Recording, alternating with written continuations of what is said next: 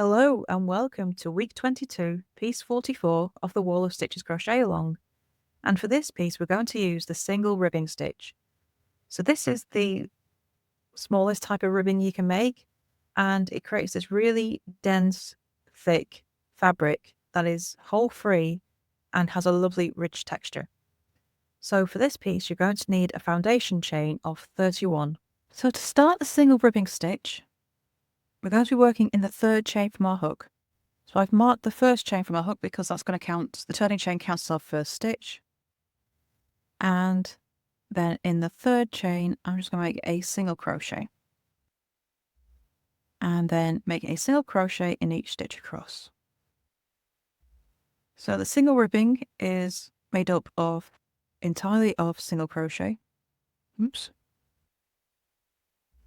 There we go. And we get the ribbing texture by only working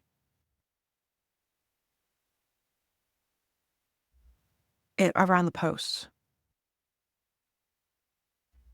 So we finish up row 1, which is all single crochet, and then I'll show you how we make our ribs. So there's row 1, all single crochet. Now we're going to turn and chain 1.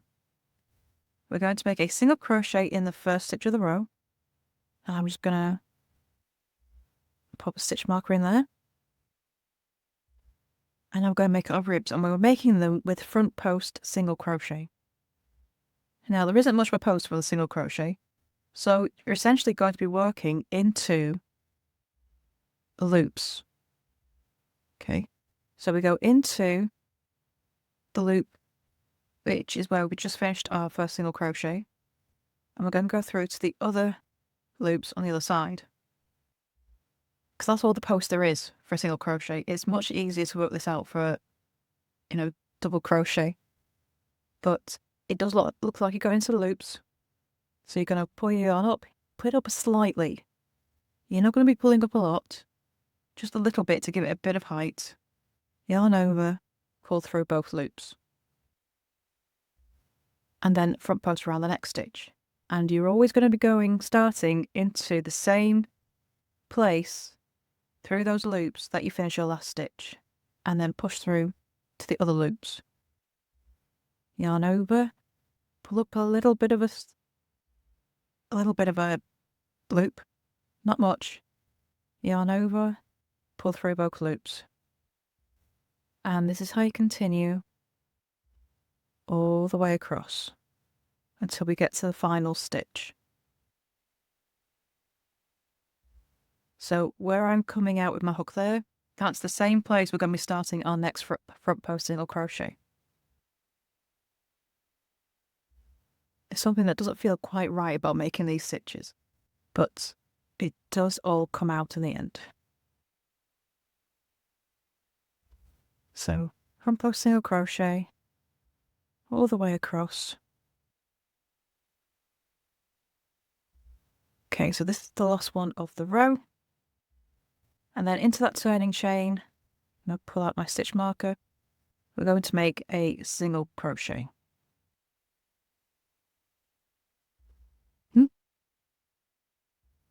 Okay, so the first and last stitch of every row will be a single crochet into the loops.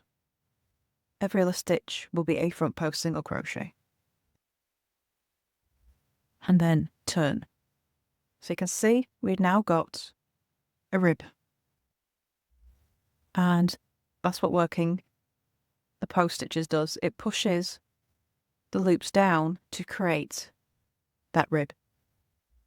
Okay, so in the next row, we turn, chain 1. We're repeating row 2, but I'm just going to show you how it all works up. So we're going to do another row. So make a single crochet in the first stitch of the row. Let's pop my stitch marker in. And then we're going to make the front post single crochet stitches again. So into the same loops you've just finished your single crochet, push your hook through to the other side, yarn over, pull up a little bit of a loop, and pull through both loops. Okay, so what that does is it forces these top loops down and that's what makes this ridge. So start your next front post single crochet in the same space that you finished your last one, push through to the other side of the loops, last your post in between, yarn over. I do try bring my yarn so it's above this loop but below the others, and that's what forces those top loops down. Bring the yarn down, pull up a little bit and pull through both loops to finish as a single crochet. So if I just turn over now, you see that other ridge is forming, and it's because the top loops are being forced down to create that ridge. And we just do that in every stitch across. And you keep doing that until you get to your last stitch of the row.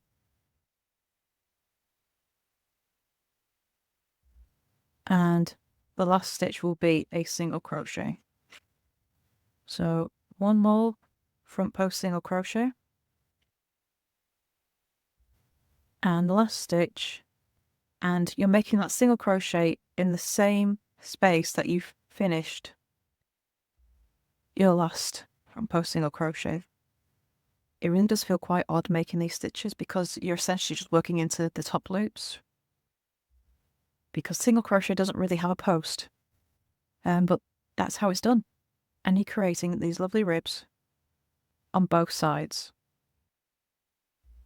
To complete your single ribbing piece, you're going to be repeating row 2 until you have 14 rows in total. Once you finish row 14, you can cut off and weave in your ends, and then it's time to add the border. So for this piece, you're going to be making a single crochet in each stitch across the top and bottom to give you 30 stitches on each edge, and then down the sides, you're going to make one single crochet into the side of every row to give you 14 stitches in total. So once you've done that, then you add an extra stitch in each corner for the turn, and that's round 1 complete. And then you can just go ahead and add rounds 2 and 3 as well. So once you've finished round 3, you can cut off and weave in your ends, and then you're going to join this piece to our previous piece, the faux mistake rib.